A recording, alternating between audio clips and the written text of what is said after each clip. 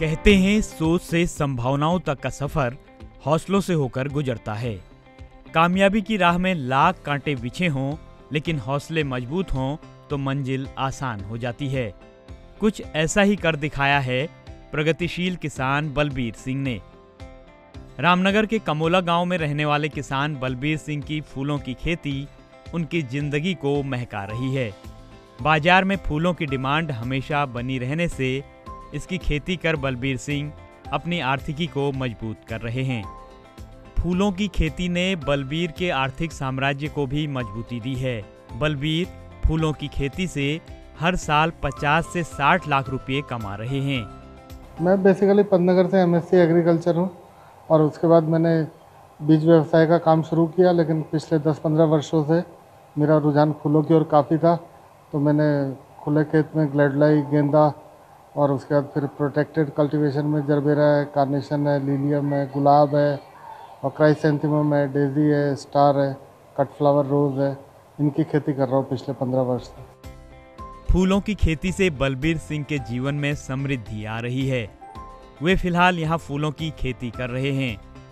जिस गांव में लोगों ने फूलों की खेती के लिए सोचा भी न था, आज बलबीर सिंह ने अपनी मेहनत और लगन से ये कर दिखाया है। इस काम में बीते 15 सालों से उनके पिता किशन चंद्र काम्बोज भी मदद कर रहे हैं। ये 15-16 साल पहले जब ये पढ़ लिख के वापस आया था यूनिवर्सिटी से, तो इसने कहा खेती करनी है तो फूलों की करूँगा। इसलिए हमारा भी विचार बना कि फूलों की खेती करने में फ़ायदा है तो करेगा। जब डिमांड ही उसकी फूलों की खेती करने की थी तो हमने भी उसको सहयोग दे दिया। बलबीर सिंह ने कई एकड़ भूमि में अनेकों प्रजातियों के फूल उगाए हैं।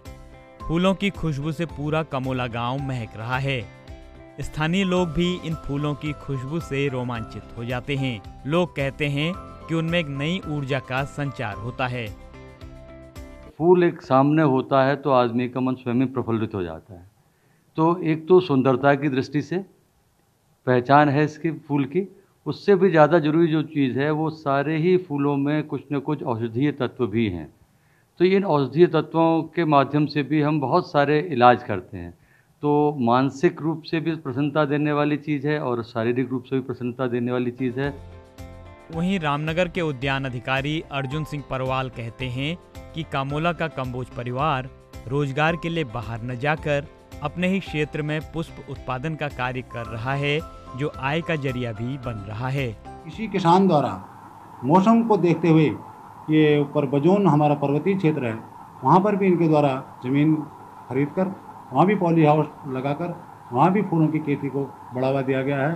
जो बेमौसम में जो तराई में नहीं होते हैं उस समय वो पहाड़ में फूल उत्पादित होते हैं।